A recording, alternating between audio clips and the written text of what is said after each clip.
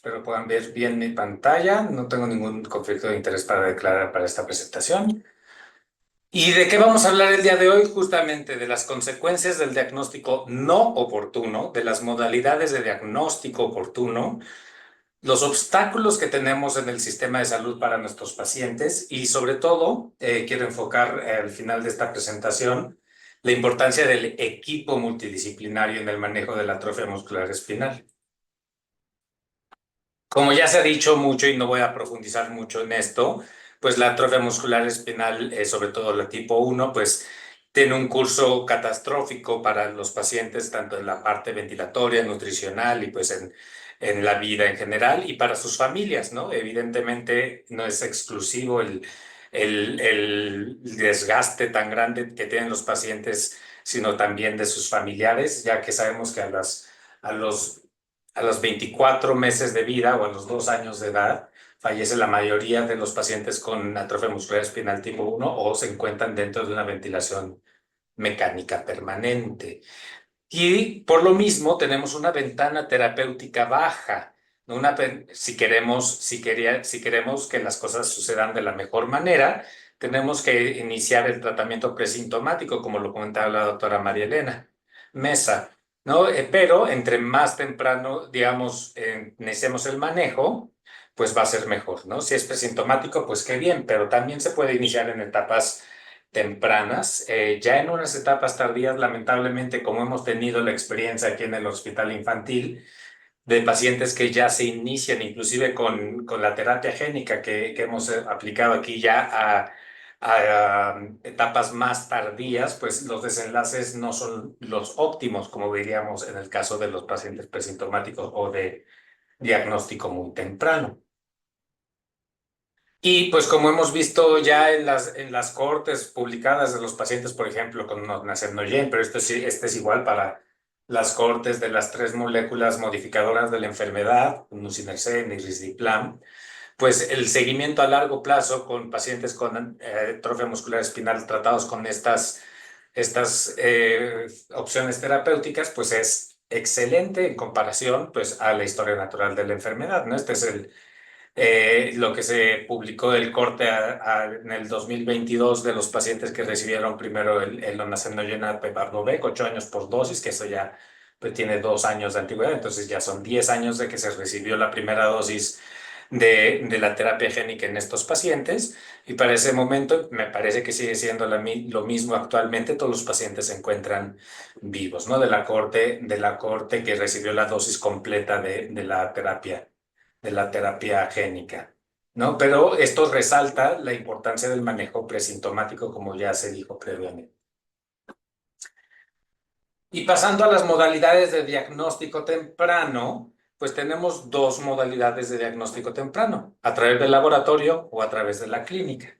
A través del laboratorio, y voy a hablar muy poco de esto porque afortunadamente tuve una excelente expositora previa, que es la doctora Juana Inés Navarrete, que ya habló de esto, y pues de la parte clínica también otro excelente expositor, y que de los dos me puedo considerar afortunadamente amigo también del doctor Juan Carlos García Bristain, que trabajamos juntos aquí en el Hospital Infantil de México, pues ya platicaron de esto previamente. Entonces, lo único que quiero hablar acerca del tamizaje es la experiencia en Estados Unidos, que en el 2018 se incluyó el tamizaje para atrofia muscular espinal dentro del panel uniformado de tamizaje neonatal, que es la entidad que regula esto en Estados Unidos a partir del Colegio Americano de Genética y otras entidades de la Secretaría o del Ministerio de Salud de Estados Unidos.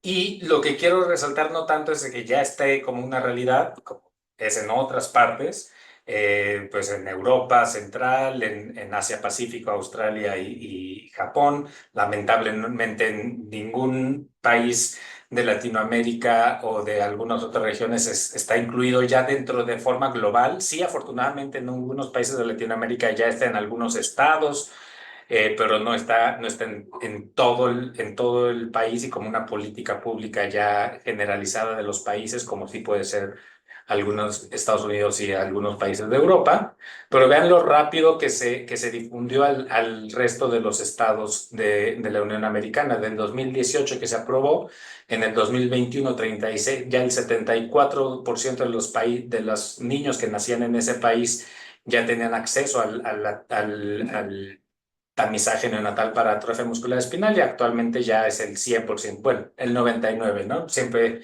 inclusive nos comentaban los colegas de Uruguay para otras partes de tamizaje neonatal, para otras secciones, que ellos tuvieron identificados que en el 2023 15 pacientes no fueron tamizados, los tienen bien identificados, hasta inclusive por nombre, debido obviamente, pues que es muy pequeño el país, pero aún así, aunque no sea un país muy grande, pues es un esfuerzo enorme el que ellos han logrado tener en cuanto a su logística para poder tener ese tipo de estadísticas. ¿Qué es lo que se logra en Estados Unidos a través de completar el tamizaje neonatal en el 99% de los recién nacidos?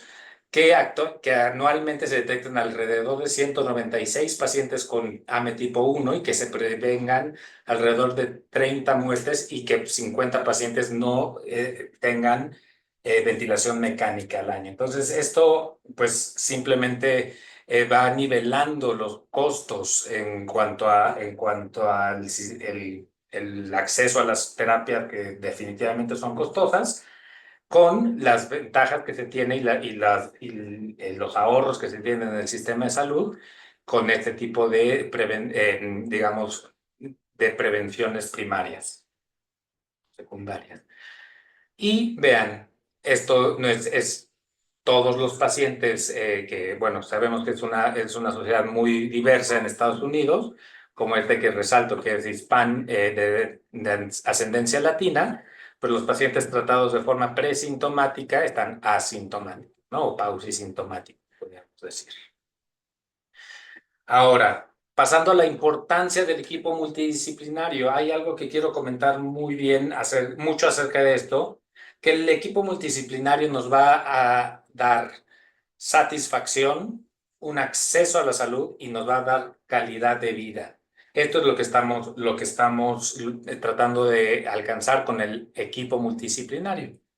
Y no es algo que saque de la manga. Hay efectivamente referencias y muchos estudios al respecto. Hay pocos estudios respecto a esto en cuanto a enfermedades raras y más específicamente en cuanto a atrofia muscular espinal. No tenemos ningún estudio en nuestra población, pero en este estudio de pacientes en Estados Unidos sí pudieron observar que los pacientes con enfermedades raras reportan una mayor insatisfacción de su sistema de salud en comparación a a pacientes con otras patologías. Tienen más problemas en cuanto a la detección de su enfermedad. Eso es de las principales quejas que tienen, en que la detección suele ser tardía de su patología de base, que el médico de primer contacto no suele darles el diagnóstico, sino que recorren hasta 7, 8 especialistas para poder tener un diagnóstico específico. En atrofia muscular espinal tal vez no sea tanto así el caso de 7, 8 especialistas, pero definitivamente siguen teniendo una odisea diagnóstica muy importante. Y no solamente la insatisfacción con el sistema de salud, que curiosamente no es precisamente con el equipo médico, sino más con otras partes del sistema de salud que vamos a platicar más adelante. Pero también las barreras de acceso a los cuidados de salud tienen no solamente son mayores en estos niños, en estas personas, porque no son solamente niños, sino también adultos, las barreras son mayores, sino que además tienen un impacto más grande en estos pacientes. ¿Cuáles barreras existen?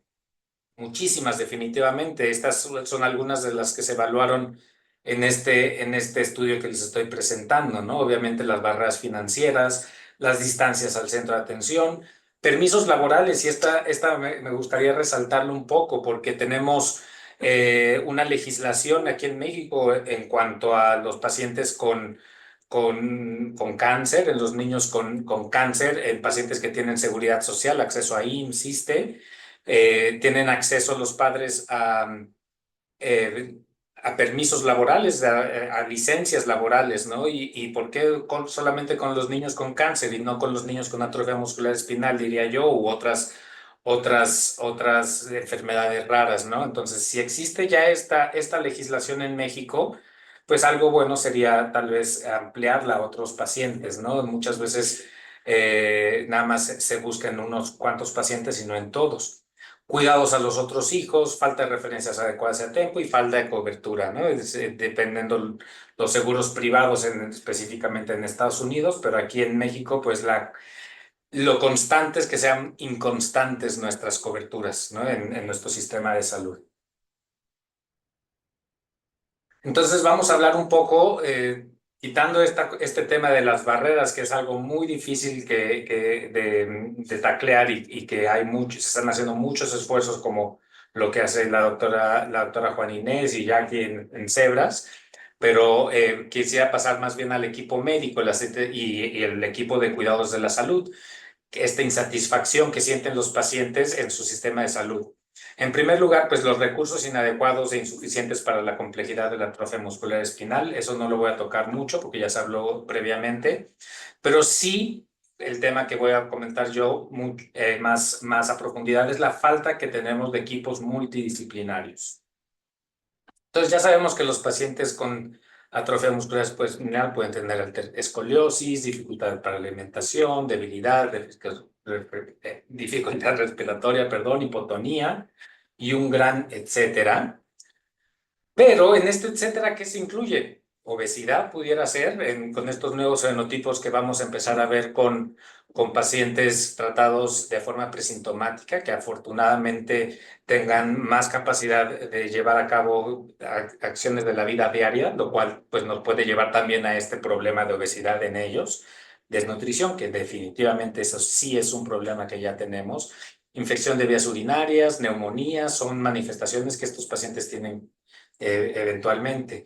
Pero algo de tal vez lo que no se habla mucho es depresión y ansiedad y otras circunstancias de salud mental que tenemos que tener muy en cuenta. Entonces empezamos a hablar de equipo multidisciplinario, decimos que si el pediatra, que si el genetista, el neurólogo, gastroenterólogo, neumólogo, etcétera.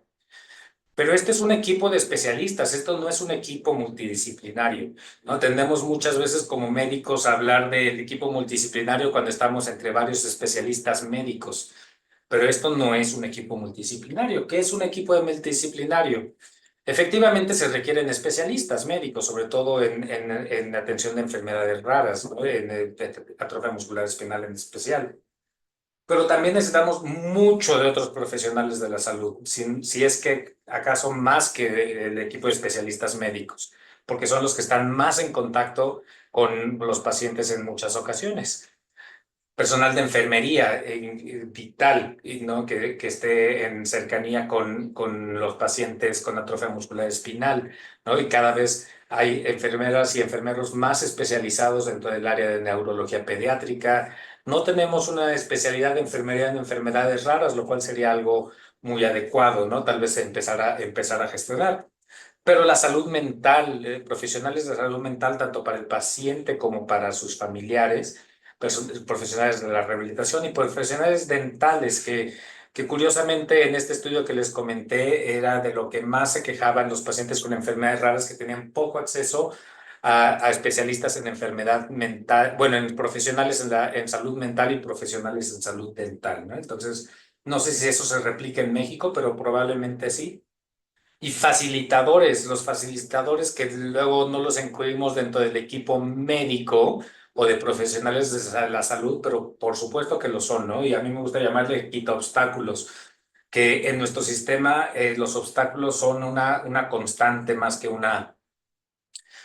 que algo raro, ¿no? Los obstáculos para la atención, los obstáculos para el acceso al medicamento, por ejemplo, son algo muy importante, muy común, ¿no? Y de ahí que tengamos el trabajo social o grupos de pacientes y familias que nos ayuden a retirar estos obstáculos. Y una figura que tal vez tendríamos que empezar a retomar, sobre todo en el manejo de pacientes con enfermedades raras como atrofia muscular espinal, el médico de cabecera, lo puse entre comillas. Aquí, tal vez echando un poquito de agua a mi molino, pues el médico genetista pudiera bien fungir como este médico de cabecera, ¿no? Ya que el médico genetista se puede considerar hasta cierto punto, y algo que yo comento en algunos foros, es como un médico general especializado en enfermedades raras, ¿no? Entonces, pensar un poquito más como el coordinador de los pacientes, ¿no? El coordinador que va a ayudar a que todo el equipo multidisciplinario funcione como reloj, más que como el médico tratante, que este concepto que usamos mucho aquí en México, del médico tratante, ¿no? Que es un concepto que aboga mucho a la falta de cooperación y al ego, que es simplemente como yo soy, es mi paciente, ¿no? Un término que utilizan muchos médicos aquí en México, considerándose como médico tratante. No, el paciente no es de nadie, ¿no? Es decir, podamos tener un coordinador, y yo pudiera sugerir que el médico genetista puede ser un muy buen coordinador del equipo multidisciplinario, pero todo el equipo es igual de importante, ¿no? Y porque todo aboga al paciente y a sus familiares, a la calidad de atención de los pacientes y sus familiares. Y este mismo equipo multidisciplinario bien puede replicarse en clínicas multidisciplinarias en tercer nivel de atención. Aquí sí podemos hablar más bien que existe un coordinador tratante cuando ya está muy aceptado quién es digamos, el coordinador de cierta clínica, el encargado de la clínica de atrofia muscular espinal, en el caso mío de neurofibromatosis, como yo me dedico mucho a estos pacientes, etcétera, etcétera. Entonces, ahí sí podemos replicar este modelo de clínica multidisciplinaria con una infraestructura adecuada que luego muchas veces en el área de pública nos hace falta, la infraestructura, y muchas veces hasta el lugar donde reunirnos nos hace falta para poder entablar estas clínicas multidisciplinarias, pero tenemos que abogar por este modelo de atención multidisciplinaria, tanto a nivel privado, a nivel público, y que sea una constante más que lo raro en nuestro sistema de salud, para así poder mejorar la calidad de atención de nuestros pacientes. Con esto, pues no me queda más que agradecer nuevamente la invitación, y pues estoy a sus órdenes en este correo.